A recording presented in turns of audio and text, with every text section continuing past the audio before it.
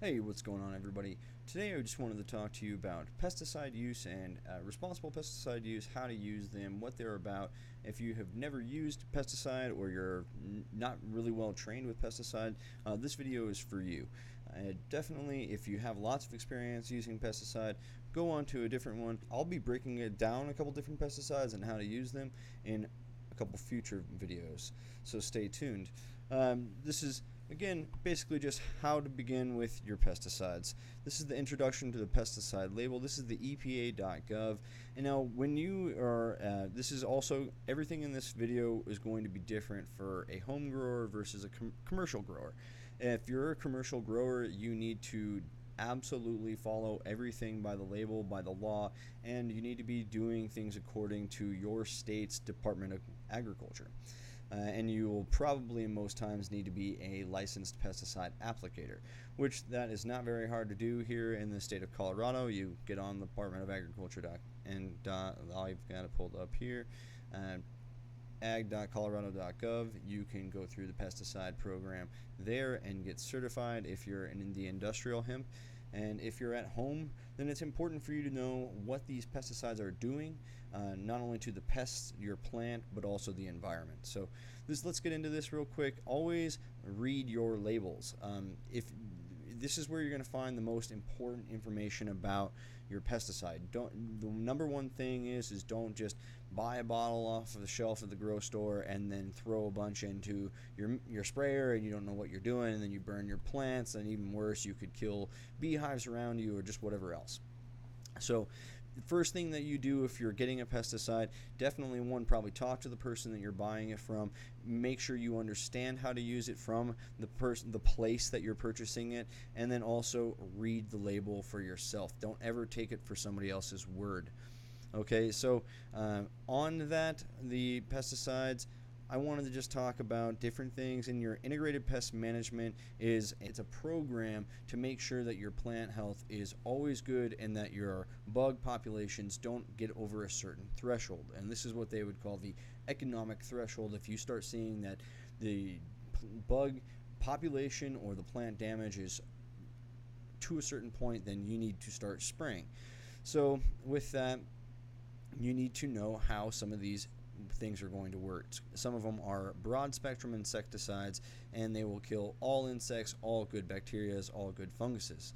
And some of them are insect growth regulators. There's four main things that I wanted to talk about, and that's a mechanical control. That's you going out there and actually pulling these insects off, and this could be for anything. I mean, there's caterpillars that come up on trees sometimes, and one of the best ways to get rid of them is to go out when they're in a congregation and get them off with your hands. Get every single one of them off when they congregate, and it's at a certain time in the morning. And this would be known as like a mechanical form of pesticide. Also, like hoeing your weeds out of your garden is a mechanical form. So moving on to be like a contact pesticide. A contact pesticide is something where you spray it onto a pest. Now, again, pesticide is a broad term. This could be broken down into fungicide, miticide, herbicides, and the list goes on. So when you spray a pesticide, a weed in your garden could be a pest. A beetle in your garden could be a pest. Anything really could be a pest. So know what your pesticide is doing, know what pest you're treating. And it's not, in most applications, it's not good to just go out there and kill everything. You need to know what you're treating and why you're treating it. So you have your mechanical, you have your contact. What you spray on the insect or what you spray on the plant is going to kill it as long as it makes contact with that pest. And then you have a systemic, and a lot of times this is where you're spraying it on a plant and it is absorbing it through its tissue, and then that pesticide is actually going to move through the tissue of the plant, and it's going to be inside it forever. It's not going to leave again. Then when a little bug comes around and starts eating on it, it's going to ingest that pesticide through the plant tissue and it's going to die. And there's also biologics. And a biologic pesticide, this could be something. Yeah, okay, so the list goes on: insects, insecticides, herbicides, rodenticides, bactericides, fungicides, larvicides. It They get pretty specific, but they're also pretty broad spectrum depending on what you get. But kind of what I was going here with biological is like actually having other insects that eat your other insects, like beneficial nematodes, or even ladybug aphid kill your ladybugs that are super awesome to watch, or there's the Swirsky bugs, and there's a lot of really cool beneficial insects that you can use for your advantage in your garden that aren't going to kill your plants, that are just going to run around and kill other bugs. Make sure you're reading your labels. If you're in the state of Colorado, if you're growing cannabis, then this definitely applies to you. If you are in a commercial setting, there's a list of approved pesticides. You can find this on ag.colorado.gov. Go to the industrial hemp portal, and this will have your list, and this is updated weekly, I believe. I guess this was the last time was March 30th. And so always make sure that your pesticide that you have in the locker, sometimes you've been, they're out of date, and that's not good. But make sure you know what you're spraying, and you could have something in your locker that you purchased that was previously good and legal to use, and then somebody reported it for whatever reason, and then it's now no longer on your approved list. And if you're in a professional setting, this could get you in a lot of problems. If you're in a personal setting, you could probably get away with it.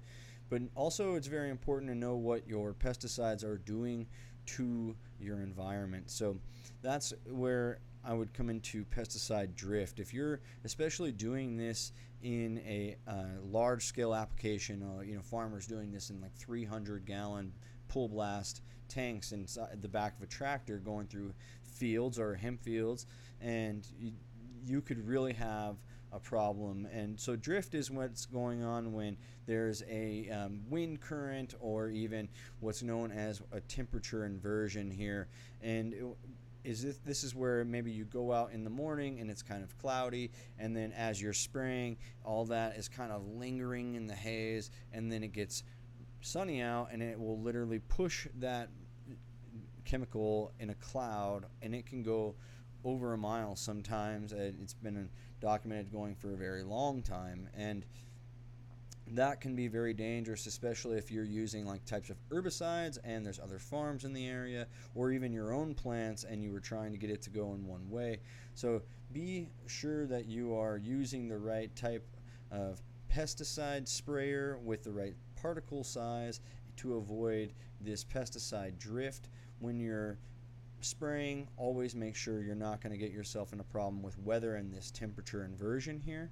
And to talk about what types of sprayers, if you're at home, and you could probably use something like this, a 2-gallon or a 3-gallon. I have like a 3-gallon stainless steel tank that I use at my house, and then I've used anything from up to the 300-gallon pull blast on a tractor, a Kubota, or I've had these things on ATVs. There's backpack sprayers. There's what are called hydrostatic sprayers, which will literally make the water cling to the leaf surface. It's as expensive as you want to get, down to the $15 1-gallon sprayer at Walmart. It just depends on how bad your problem is and what you're really willing to do to get rid of this pest. So again, I'm going to break down more pesticides by their individual selves, and if you have one that you're interested in, please send it to me. I'll go over it with you. And again, so the label is the law, and this does apply to home growers as well. If you're breaking the law, or not according to your label, then you can be arrested. If somebody in your neighborhood knows you're growing, or if you're doing something negligent with those pesticides. And you also have to think, I live in western Colorado. If you're doing something negligent with pesticide, that could go right into the Colorado River, which people use to for agriculture all to the western coast, and it can be really damaging. So it's important, guys, know what you're doing with these pesticides. Always read the label. Don't ever break the law. always use your pesticide according to the label. Never mix your pesticide more than your application rate says to. It is not going to kill the bugs faster. It's probably just going to kill your plants. All right, so if you have any questions specifically about what pesticide you're using, send it to me in the comments. I'll go over that pesticide and we'll go forward. And I'm going to keep trying to do as many as I can, as pretty much all the ones that I've used in the cannabis industry. So when I use my pesticide, I like to take my sprayer and I like to go upwards first and get the underside of the leaves, and then I like to come back and spray the top down. And I do that just because if you're spraying the top down first, the leaves kind of get heavy and they will drip, start dripping. And in some cases, depending on your pesticide, that's not good. You don't want your pesticide to drip all the time. Again, refer to your label. If you're applying it, it says, have sufficient coverage but not to a substantial drip. Then you don't want it to be rolling off the leaf tips when you're done spraying.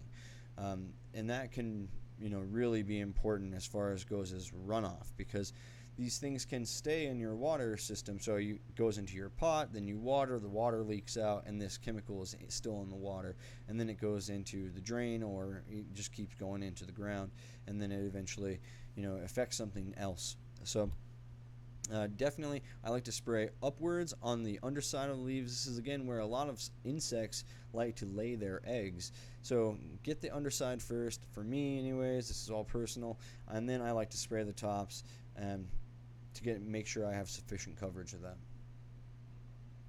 And I've even used things all the way down to like a paint sprayer, but it's not good to use the paint sprayers. The O-rings you'll find burn out in those paint sprayers a lot faster than if you get a legitimate sprayer. Other quick tips: if you're using a fungicide, make sure it's not going to be extremely hot outside. If it's going over 100, you probably don't want to use it. If you're living in the desert and you're using a strong fungicide, be careful. At least spray at night. Okay, and then that's the other thing. I personally, since I'm a beekeeper and my bees are active in the morning, I don't like to spray in the morning. I like to spray in the evening. So I wait until the evening until my plants are either cooled down a little bit from the day's sun, and I haven't been in the direct sun for a little while, and then also my bees are in their boxes and they're going to sleep. And then they have all night also to kind of dry up, and I don't have to worry about them getting really super burned out in the sun. So I hope those tips and tricks helped you, and I appreciate you guys watching.